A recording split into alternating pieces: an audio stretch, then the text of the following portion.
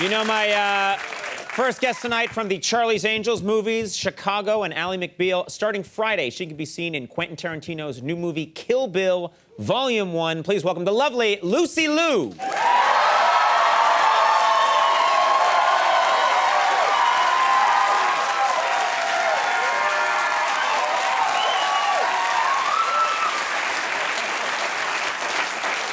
You look very good. Thank you. Yes. I'm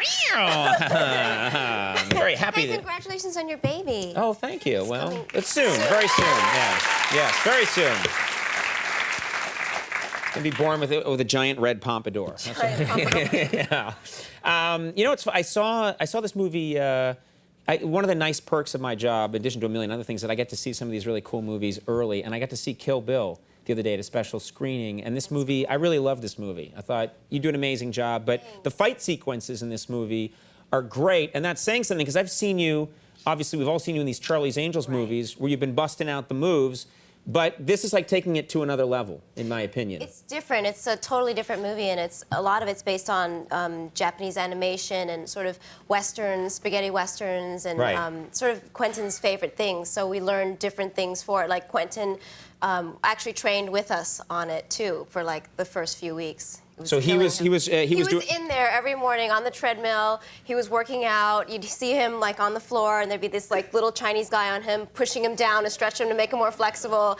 And he had this like Japanese headband on, and you know, he was totally going at it. I didn't know training for ancient Chinese martial arts involved a treadmill, but first it says in the ancient scrolls you get on a treadmill, then Pilates, then a veggie burger. Did you know any like martial arts, you know, fighting before you did it in any of these movies, like going back over the years? I mean, I did do one thing beforehand, but I was terrible at it. But I loved it's just how beautiful it was. It's called Kali Eskrima Silat, and it's a Filipino sort of knife and stick fighting technique. Knife and stick fighting. Yes. So you just took that up because you thought it looked cool. It does look cool because when you practice or when you train or when they do it, when they do it, it looks so fantastic. You hold two sticks and you sort of twirl them in the air so they look like they're spinning. It's gorgeous. But where's the knife come into it? You said knife and stick. Knife and stick. You can substitute knife. Yeah, I would get a knife instead of a stick. Yeah, would you? I'd be like, could I have a knife, please? Well, I think you can use funny. both. You can have a stick and a knife. So you block Lose and then the stick. Get two knives. That's like saying it is the ancient art of sponge and gun fighting. A gun and a sponge. You know. It's your choice. Yeah, I know. So that you learned how to do that. Would you ever use that? Well, you can't use that in an emergency because you're not going to have a stick and a knife on you unless you're whittling at the time and someone comes at you. I can do it. I can sort of fake out the dog when I'm playing, like, you know, fetch. He's like, that's when you can do it. Yeah, he's freaking out. Has it ever been intimidating? Because a lot of these roles that you play in movies, you play a badass. As someone who knows these martial arts, isn't afraid to use them. Has it been intimidating in your dating life at all? I take that to mean yes. No, it's weird because people think that's, you know, it's my job to convince them that I'm really good at what I'm doing on screen, but in reality, it's not really the case. So it can be, I mean, but if I don't get approached, then I guess I've done my job.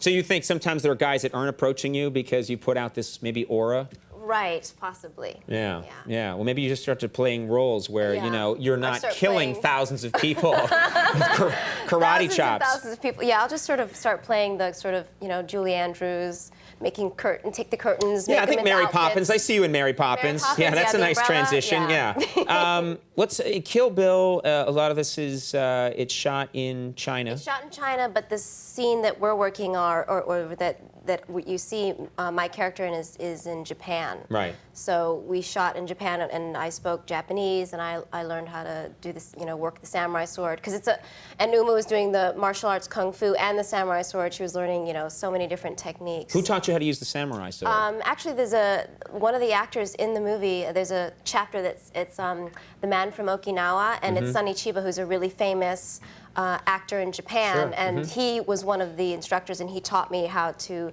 wield the sword. He was amazing. Could he speak English? Yeah, I mean, he speaks English in the movie, and he also speaks Japanese, but he actually was so amazing with us because he would say, "Look at me."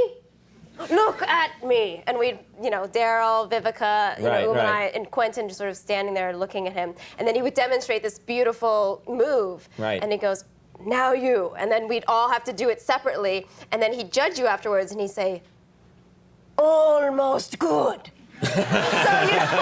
Almost good. So it wasn't really That's an insult. How do you know how to take almost good? But it's not. It's like sort of. It's almost so Japanese because it's polite, but it's. I don't know. But it wasn't like you were terrible, but right. But almost keep going. good. Almost good. I You like can use almost that. good. I think it's good. I'm going to use that around here from now on. And he would do the thumbs almost up. Good. He put the thumbs up, so he thought you did really good. He goes, almost good.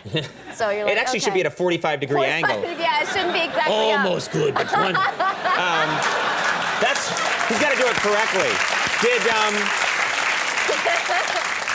You speak Chinese? I do, yeah. Do you find, and some languages just sound so romantic, there's some that don't. Chinese can just sound kind of, guttural to me. And Is it really? Well, it does, Because you understand the language so well. Yes, well, no, just I'm talking about the sound of it. You know what? Do you know I think what I mean? That there's Cantonese and there's Mandarin, and there's so many Right. different dialects, and the Cantonese is a little more staccato, and the Mandarin, I think, is a little more fluid, which like is if you say like I love you in. 我爱你. Oh, that sounds very it's pretty. pretty, huh? Because there's some languages like German, no matter what you're saying. Right. You can be saying I love you, and it's like, Kostis Lieten auf den Staub biten.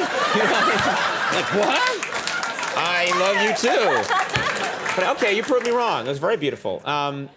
We have a clip here from the movie, and this movie had me from the get-go. And I'm a Quentin Tarantino fan, but this movie and it's part one. So when it was over, I was ready for part two, which I guess is going to be along in. I think it's coming in February. In February, yeah, okay. Volume 2.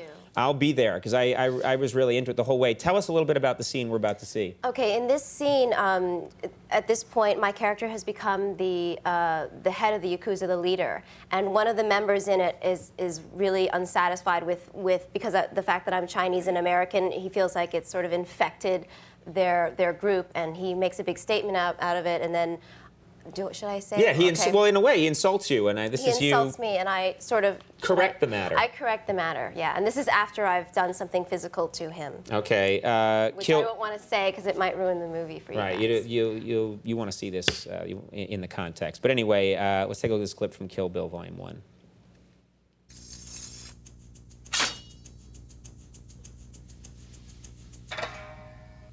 As your leader, I encourage you from time to time, and always in a respectful manner, to question my logic. If you're unconvinced a particular plan of action I've decided is the wisest, tell me so. But allow me to convince you, and I promise you right here and now, no subject will ever be taboo. Except, of course, the subject that was just under discussion. The price you pay for bringing up either my Chinese or American heritage as a negative is, I collect your freaking head. It was, I think you give it away a little bit because you're spattered in blood. I'm spattered in blood, yeah. Kill Bill, Volume 1 opens on Friday, and I love it when you come on the show. You're beautiful Conan. and talented. Lucy Liu. Go see that movie. Michael Moore coming up. We'll be right back.